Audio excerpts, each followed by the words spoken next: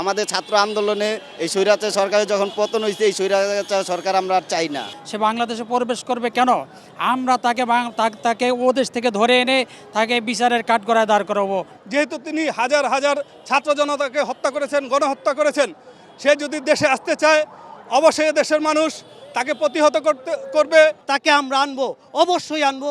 এদেশের মানুষ তাকে আনবে, বিচারের জন্য আনবে। এদেশে আরেকটা স্বৈর শাসনের জন্য তাকে আনবে না। আমরা আওয়ামী সরকার চাই না। এই স্বৈরাচারী সরকারের কারণে আমাদের বহুত ছাত্র ভাইয়েরা শহীদ হয়েছে রাস্তায়। আমরা দেখেছি তারা অমানসিকভাবে পুলিশের দ্বারা নির্যাতন চালাইছে।